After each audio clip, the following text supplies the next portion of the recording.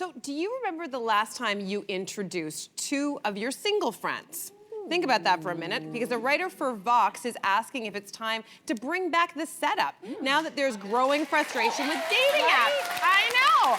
So I feel like we know what the audience thinks about this. If any of you were single or are single, do you feel like you would trust your inner circle to set you up? Yes, yes, yes, yes, yes. We love this. Yeah. We should be doing this more. I've been saying this all the time. We should be doing this a lot more for our friends in general. There's a way to do it and a wrong way to do it. I don't want to be set up on a one-on-one. Don't set me up with your brother's best friend and like some date we're going to a coffee shop. Have a little soiree at your house. Give me the heads up about the guy you think is good for me. Let me go there, assess, and in a nice casual setting with people that I know that we have something in common, let me meet this person. If the sparks fly, the sparks fly. If they don't, no harm done. And also, there might be somebody else at the party who has the sparks with that person. I think it's brilliant. And I would rather be at that kind of situation than be sitting in my house, looking at my phone, swiping on a bunch of random men who are holding fish and posting monster truck pictures. Okay, wait a minute. Would you, okay, here's a question for you. Yeah. Would you want someone to go and like pick out clothes for you? Sure. You would? You would trust somebody? We have a to pick out- lovely, her name is Maria, and she does it all the time. And Okay, bad example.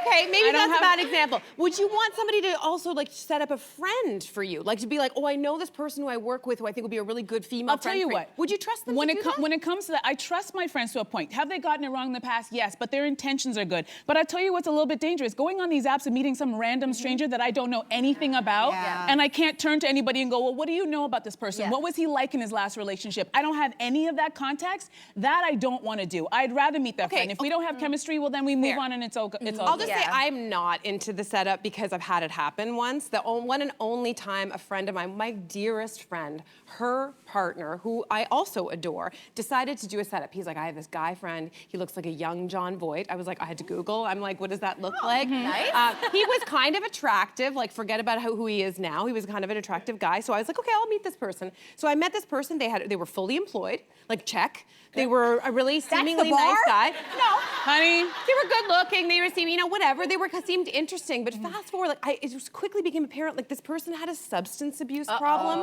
And maybe some of you have heard me share this story on the show before. But one night he actually came over to my house inebriated and ended up peeing on my floor. Oh no. So forgive me if I say no to the setup because I think we have blind spots sometimes to our friends. Okay, All right, but it was bad. I love, you're forgetting you're talking to a brown girl. Arranged marriage was very much part of our culture and it had worked a lot of the times. And I think the thing with the setup is, I know a lot of friends, a lot of my friends are single, and they spend hours and hours and hours on these apps. I'm saying like 4 hours at a time, just sitting there swiping and all those things. So I think I would trust my friend circle to know who I like, the values, the type of person that I'm looking for, and they would most likely bring that person to me. Like, it's so common, like you go to the temple and you're like, that's a nice boy, he sings a lot, like maybe you should go talk to him. So it's just a little, it's not like, hey, I know this person really well, I want you to go and talk to this person. It's like maybe just a little hint of like, hey, go and talk to this person. Yeah, you just give me an idea. I gotta hit up the temples. You just give me a good idea. Oh my girl, I'm not looking. Sunday, me and you are hitting up a temple. Let's do the temples. We'll see you at temple. We'll see you at temple. You know, it's such a generational shift because, when I was thinking about my family, almost all of my aunts and uncles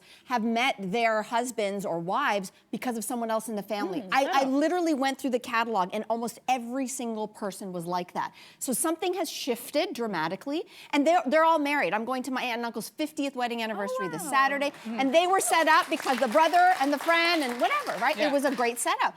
Ryan, I do believe in something about allowing chemistry to happen.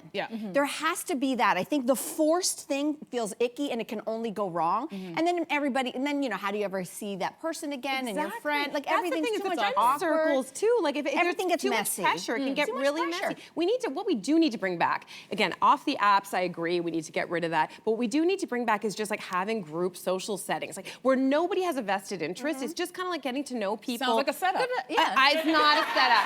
Sounds like you described. Oh my gosh, guess what? Cynthia? I think Cynthia just offered to have a party at her house. I would love to do that.